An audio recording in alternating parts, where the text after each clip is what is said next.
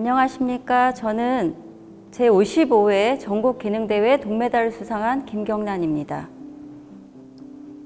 오늘 제가 준비한 작품은 두 가지인데요. 우선 첫 번째로 절화장식을 준비해 보았습니다.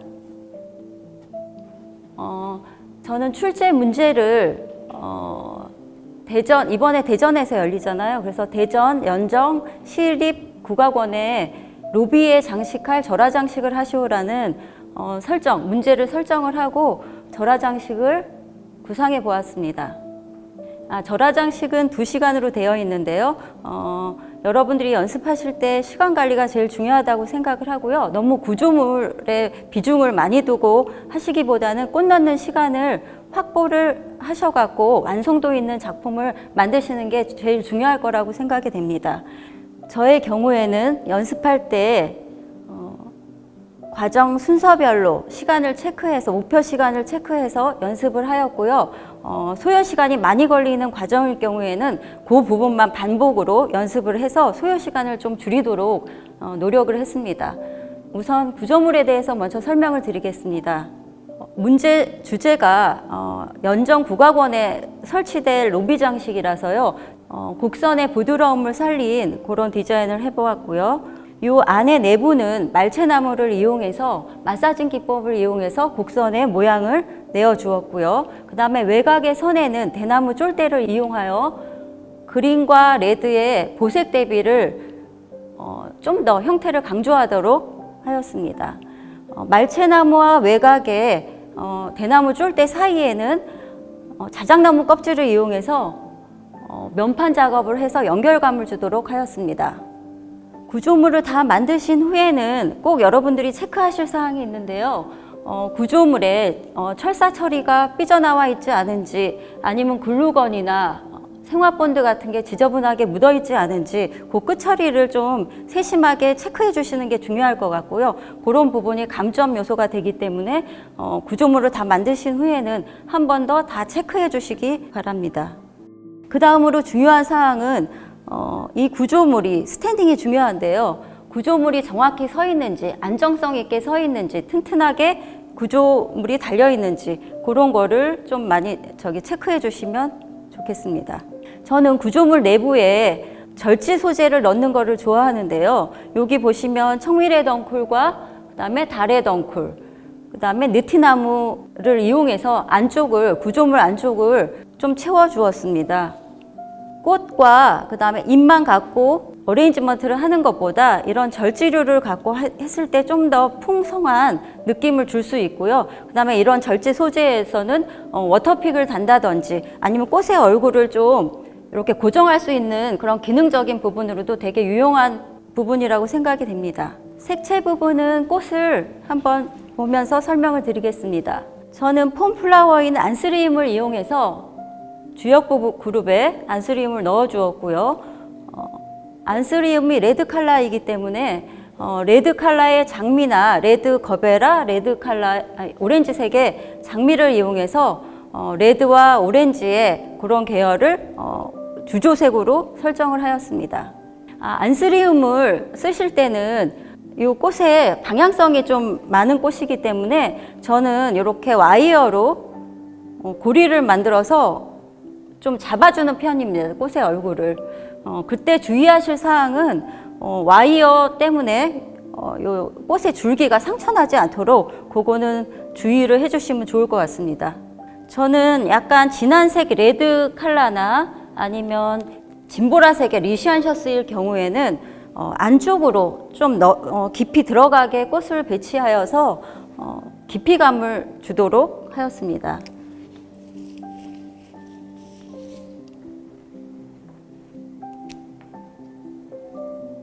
여러분들이 꽃을 넣으실 때 주의할 사항은 꽃의 얼굴이 너무 키가 같지 않게 그거 주의해 주시고 한 컬러의 색들이 꽃이 몰려 있지 않은지 그런 걸 봐주시면 좋을 것 같습니다.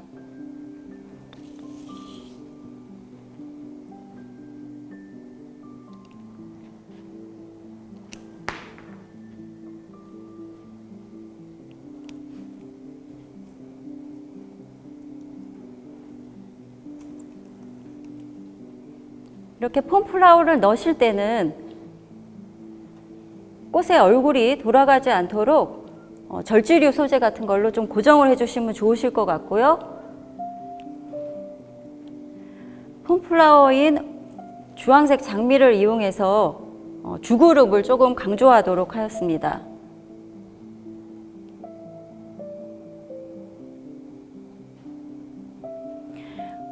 저는 그리고 구조물 안에 너무 꽃들이 갇혀있는 느낌보다는 입체적으로 튀어나오는 느낌을 더 좋아하거든요. 그래서 그럴 때 유용하게 사용할 수 있는 것은 글로리오사 같이 덩쿨성 꽃을 이용해서 앞과 뒤, 옆부분이 다 나올 수 있도록 배치를 시켜주시면 좋을 것 같습니다. 그 다음에는 셀렘을 이용해서 그룹을 조금 주역부 부분을 강조해 보겠습니다. 셀렘도 방향감이 있는 소재이기 때문에요.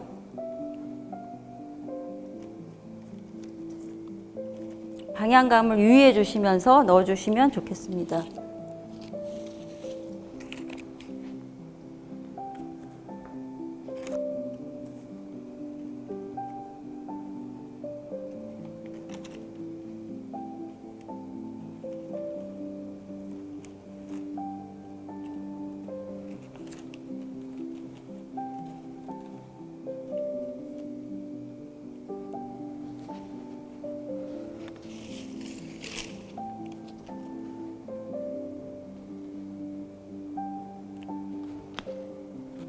그래서 셀렘을 이용해서 조금 주역부 그룹을 강조해 보았습니다.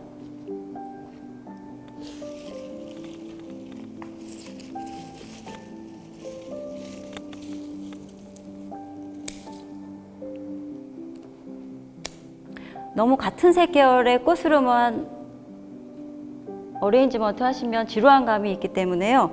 스카비오사를 이용해서 포인트 컬러를 써보겠습니다. 이거는 줄기가 예쁜 소재이기 때문에요. 좀 길게 자연스럽게 연출해 보도록 하겠습니다.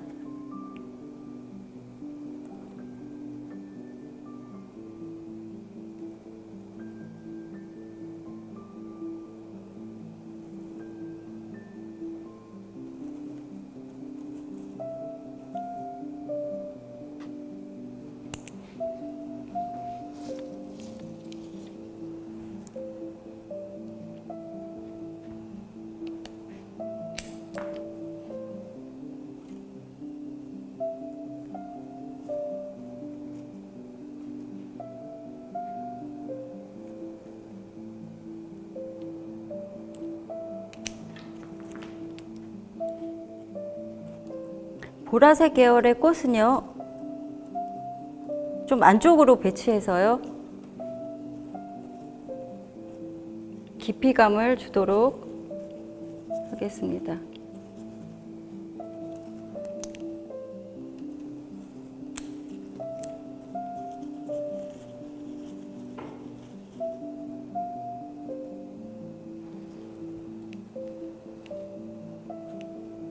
그리고 위쪽 부분은 아스파라거스를 배치를 하여서 약간 이렇게 하늘거리는 가벼운 느낌을 주었는데요. 저는 스마일락스를 이용해서 워터픽에 있는 부분을 좀 가려주는 방법을 많이 쓰고 있습니다.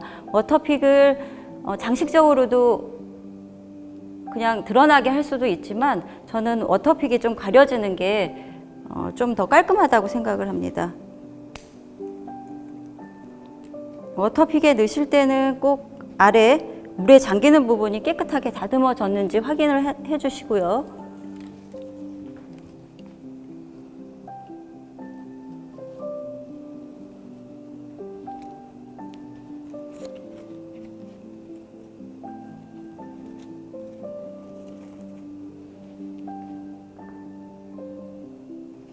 그 다음에 포인트 컬러인 용담 소재를 이용하여서 좀 생동감 있도록 표현해 보았습니다. 그리고 이 구조물 안에서 조금 더 입체적인 표현을 하기 위해서 마지막에는 호엽을 이용하여서 조금 더 앞으로 튀어나오는 느낌을 주겠습니다. 호엽은 약간 곡선일 때가 예쁘니까요. 손으로 좀 마사징도 해주시고 이렇게 갈래를 좀 갈라주시던가 그렇게 해서 좀 디테일하게 연출해 주시면 되겠습니다. 그래서 이렇게 절지류 같은 부분에 좀 고정해 주시면 좋을 것 같고요. 그린 소재를 조금 더 추가하여서 꽃들이 얼굴이 고정되는 역할도 할 수 있습니다. 여러분들이 절화 장식을 하실 때 앞면과 뒷면을만 신경을 쓰시고 측면을 좀 소홀히 하시는 분이 많으신데요. 완성되어 갈 즈음에는 측면 부분도 한번 체크해 주시고요. 측면 쪽으로도 소재가 자연스럽게 나올 수 있도록 꽃 넣는 작업이 마무리돼 가고 있는데요. 여러분들이 중요하게 생각하실 거는 너무 구조물에 치중해서 꽃이 좀 적게 들어간 다음에 마무리되는 일이 없도록 완성도 있는 작품을 하기 위해서는 꽃 넣는 시간을 꼭 확보하셔갖고 시간 관리에 유의하셔서 작업을 진행하시면 좋은 결과가 있을 거라 생각이 됩니다. 이상으로 절화 장식을 마치겠습니다.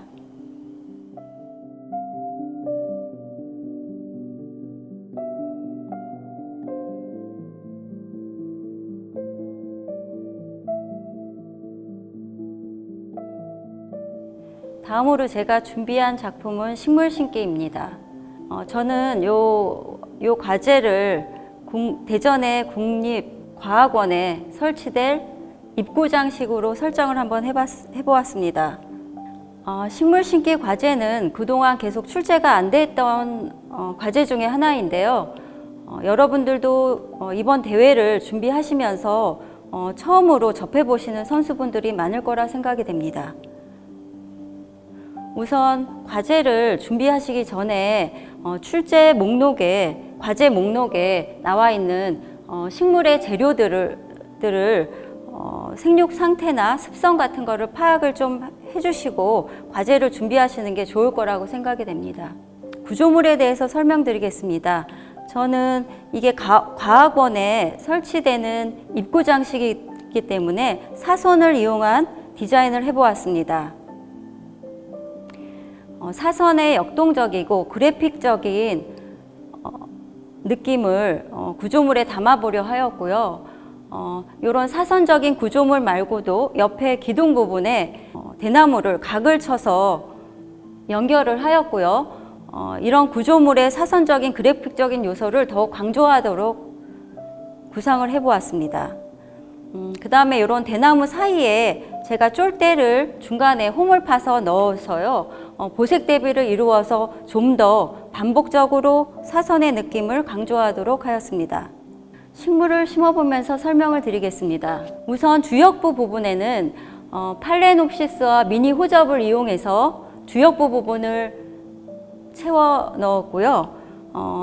이런 팔레놉시스와 미니 호접은요, 나무나 바위 위에서 자라나는 식물인데요. 흙에 심겨 있지 않고요. 수태나 아니면 바크 같은 데 심겨져서 유통이 되어 있잖아요. 그래서 여러분들이 보실 때는 이걸 흙에 심으시면 안 되실 것 같고요. 준비물 과제 목록에 나와 있듯이 자연이끼를 이용해서 이 뿌리 부분을 좀 감싸주고요. 낚싯줄로 감싸주시고요. 연출을 해주시면 좋을 것 같습니다.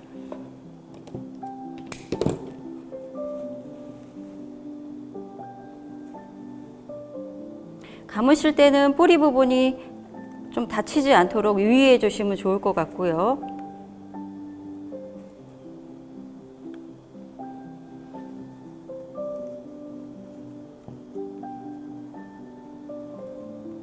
그 다음에 미니 호접일 경우에는 주얼리나 신부장식 등에 이용하실 수 있으니까요. 사용하시는 재료를 잘 배분을 하셔서 식물 심기에 이용하시면 될 것 같습니다. 팔레놉시스를 약간 주부분, 주그룹에 넣어 주었고요. 그 다음에 옆부분은 저 위쪽에 있는 미니 호접을 이용을 했고요. 부부분은 또 미니 호접을 이용하여서 연출해 보도록 하겠습니다. 그 다음은 틸란드시아인데요. 틸란드시아는 뿌리가 없는 식물이에요. 그래서 공중에 있는 수분과 양분을 흡수하고 자라는 식물이기 때문에요. 지철사 등을 이용하여서 구조물에 한번 넣어 보겠습니다. 조금 정리를 해주시면 좋을 것 같아요.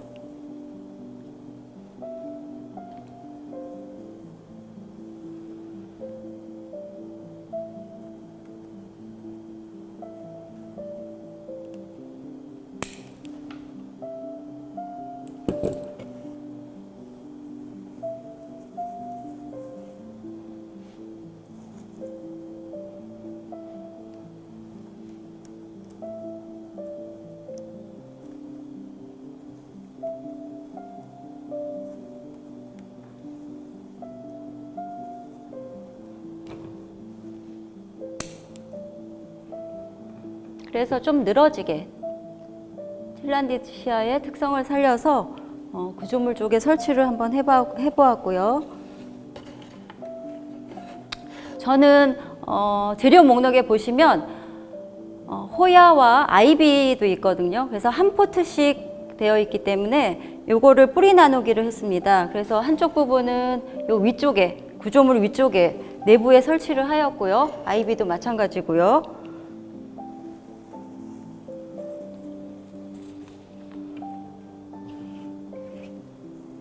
호야는 다육성의 잎을 가진 덩굴성 식물이기 때문에 좀 늘어지게 연출하셔도 좋을 거라고 생각이 됩니다.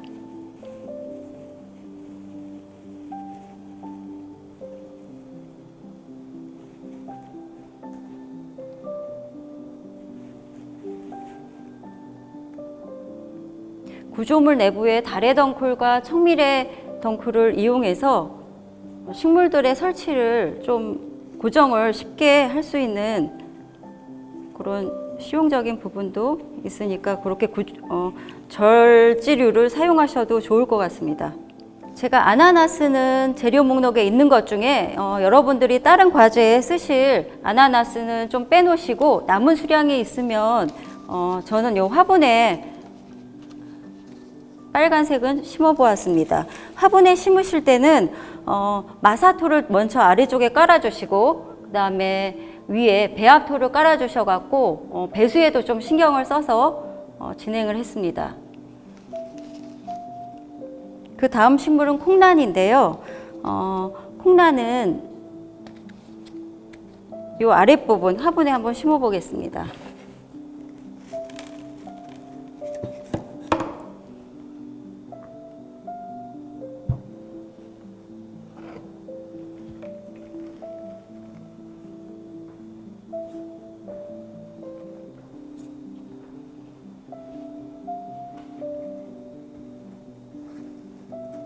앞쪽으로 조금 흘러내리게 연출하셔도 좋을 것 같습니다.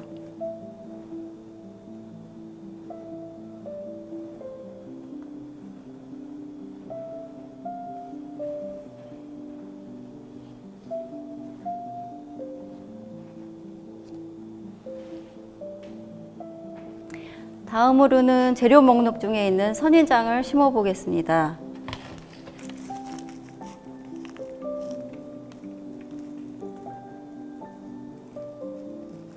선인장을 또 심으실 때는 마사를 이용하시는 게 좋을 것 같습니다. 뒤쪽 부분에는 코르딜리네를 이용하여서 연출해 보았습니다.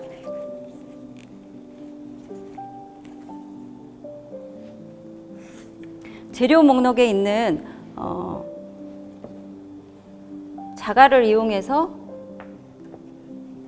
화분 위쪽을 연출하시면 좋을 것 같습니다. 이상으로 식물 심기를 마치겠습니다. 여러분들이 재료의 특성을 잘 파악하셔서 생육 습성에 맞도록 연출해 주시면 좋은 결과가 있을 거라고 생각이 됩니다. 이상으로 마치겠습니다.